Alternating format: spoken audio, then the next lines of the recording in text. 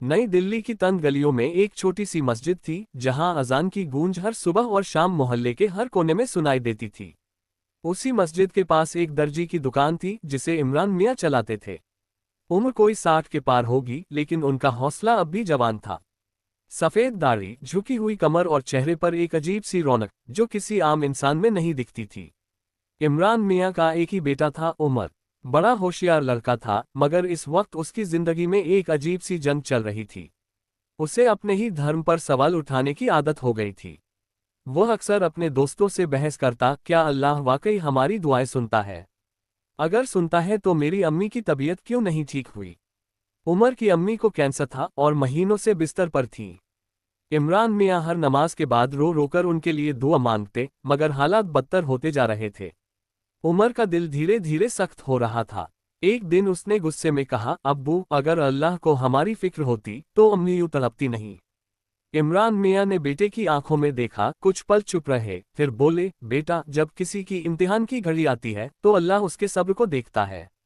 कभी कभी वह हमें तकलीफ देकर हमारे गुनाह माफ करता है, लेकिन हम इंसान जल्दी हार मान लेते हैं। उमर ने कुछ नहीं कहा, बस सिर झुका लिया।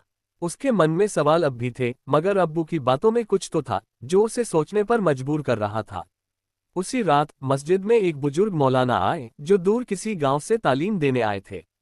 उनके चेहरे पर सुकून था, उनकी बातों में गहराई थी। नमाज के बाद उन्होंने लोगों से कहा, कभी कभी हम अल्लाह से वह चीज मांगते हैं जो हमारे लिए ठीक नहीं होती, और कभी जो हमें ठीक लगता है वह हकीकत में हमारे लिए नुकसानदेह होता है। हमें अपनी दुआओं के जवाब का इंतजार सब्र के साथ करना चाहिए। उमर दूर एक कोने में खड़ा होकर यह बातें सुन रहा था। उसके दिल में कुछ हलचल सी हुई। उसे याद आया, जब वह छोटा था और बारिश के लिए दुआ मांगता था तो अब्बू कहते थे, हर दुआ कबूल होती है, बस वक्त अलग अलग होता है। अगले दिन उमर अम्मी के पास बैठा था। उनकी सांसें धीमी हो गई थीं, लेकिन चेहरे पर अभी एक नूर था। उन्होंने कांपते हाथों से उमर का चेहरा छुआ और धीमे से कहा, बेटा, दुआ हमेशा असर करती है, मगर हमें उसके असर को समझने के लिए सब्र चाहिए। उमर की आंखों में आंसू आ गए।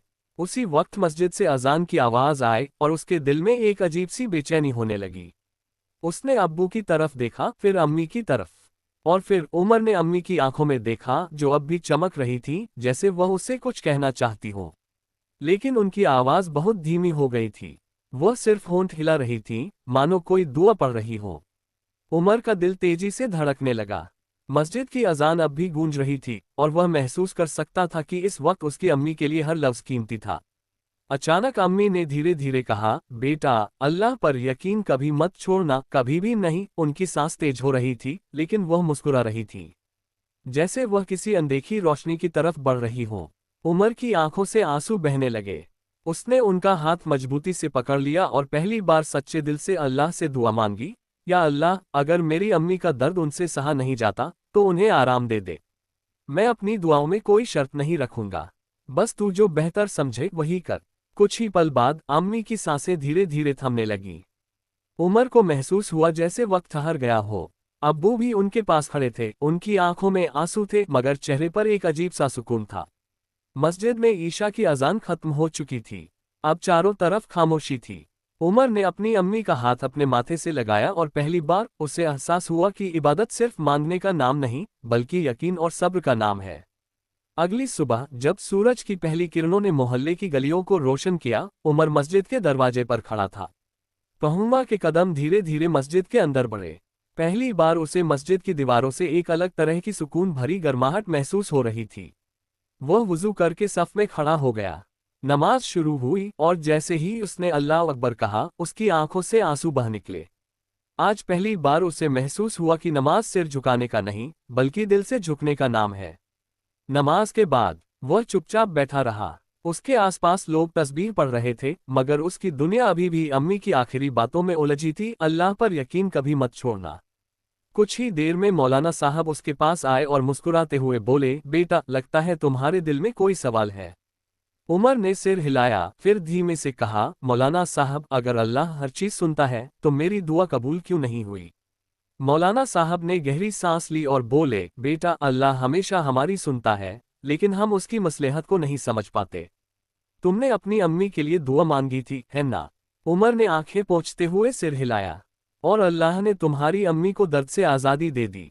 वह दुनिया के दर्द से निकलकर जन्नत की तरफ चली गईं। क्या यह उनकी दुआ का जवाब नहीं है?